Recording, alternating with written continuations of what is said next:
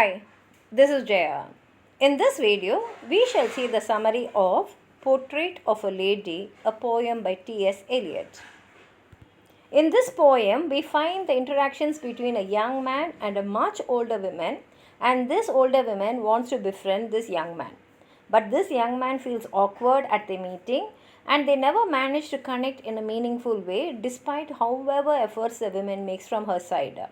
And this poem is autobiographical because the young man is based on Eliot himself, and the older woman, according to Eliot's wife Valerie Eliot, is a version of Adeline Moffat, a woman of means who lived in Boston, and is a person who liked to invite selected Harvard undergraduates to tea.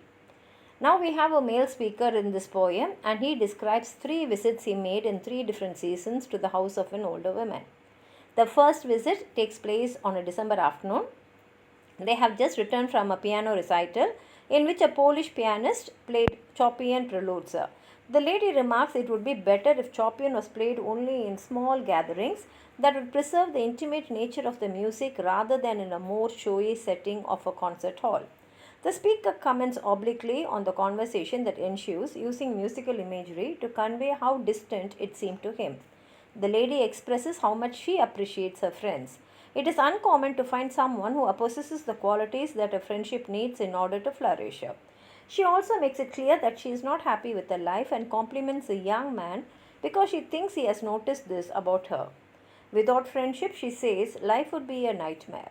The speaker returns to the musical imagery, contrasting it with boredom. He would prefer that they do something more interesting like going outside and smoking, discussing current events, or drinking beer. Now it is April. The lady addresses the man's youth when he goes for a second visit there. And she says that there is so much about life that he does not understand. The young man smiles, saying nothing, and continues to drink his tea. The lady has cheered up in the springtime, a season in which she enjoys life. She is full of exaggerated praise for the young man, and she thinks he understands her feelings and self depreciatingly wonders what she can offer him. She then remarks that she is nearing the end of her life. Now the speaker is unsettled by her remarks, and as he leaves, he wonders how to respond. He feels that he should make amends for some unstated offense. He is most at ease on this morning routine of reading the newspaper in the park, except when something in the environment arouses in him a difficult emotion. Next comes October. Now the young man again visits the old lady, and the lady remarks on the fact that he is about to go abroad. She asks if he will write to her and wonders why they never became friends, contrary to others' expectations, because she says everyone who sees them felt that they will become good friends. The speaker again feels uncomfortable and does not know what to say. He wonders what would happen if she were to die one afternoon and is unsure of what he should be feeling. He suspects her dying would give her an emotional advantage over him. He is also unsure of whether he should allow himself a smile about the relationship they had, which indicates his ambivalence and confusion. Now let's read the poem. Thou hast committed fornication, but that was in another country, and besides the wench is dead, the Jew of Malta. Among the smoke and fog of a December afternoon, you have the scene arrange itself as it will seem to do, with I have saved this afternoon for you, and 4 wax candles in the darkened room, 4 rings of light upon the ceiling overhead, an atmosphere of Juliet's storm, prepared for all the things to be said or left unsaid. We have been, let us say, to hear the latest Pole transmit the preludes through his hair and fingertips. So intimate this Chopin that I think his soul should be restricted only among friends, some 2 or 3 who will not touch the bloom that is rubbed and questioned in the concert room.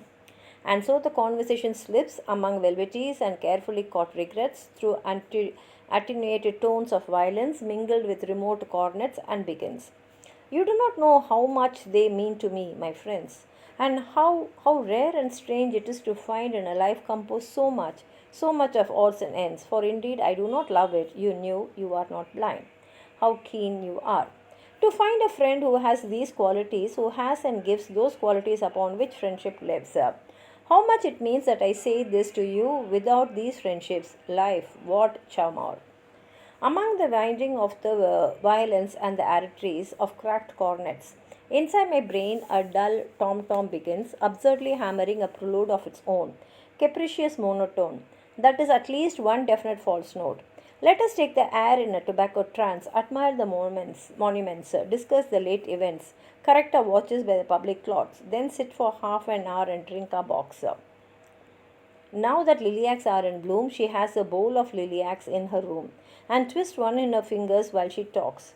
Ah, my friend, you do not know what life is. You who hold it in your hands, slowly twisting the lilac stalks. You let it flow from you, you let it flow. And youth is cruel and has no remorse and smiles at situations which it cannot see. I smile, of course, and go on drinking tea. Yet, with these April sunsets that somehow recall my buried life, and Paris in the spring, I feel immeasurably at peace and find the world to be wonderful and youthful after all. The voice returns like the insistent out of tune of a broken violin on an August afternoon. I am always sure that you understand my feelings, always sure that you feel, sure that across the gulf you reach your hand. You are vulnerable, you have no Achilles heel. You will go on, and when you have prevailed, you can stay. Say, at this point, many a one has failed. But what have I, my friend, to give you? What can you receive from me? Only the friendship and the sympathy of one about to reach a journey's end. I shall sit here serving tea to friends. It will take my I would take my hat. How can I make a cowardly amends for what she had said to me? You will see me any morning in the park reading the comics and the sporting page. Particularly, I remark. An English countess goes upon the stage. A Greek was murdered at a Polish dance. Another bank defaulter has confessed. I keep my countenance. I remain self possessed except when a street piano, mechanical and tired, reiterates some worn out common song with a smell of hyacinths across the garden, recalling things that other people have desired, all these ideas right or wrong. The October night comes down, returning as before, except for a slight sensation of being ill at ease. I mount the stairs and turn the handle of the door, and feel as if I had mounted on my knees and hands and knees. And so you are going abroad, and when do you return? But that's a useless question. You hardly know when you are coming back. You will find so much to learn. My smile falls heavily among the abrac. Perhaps you can write to me. My self possession flares up for a second. This is as I had reckoned. I have been wondering frequently of late, but our beginnings never know our ends.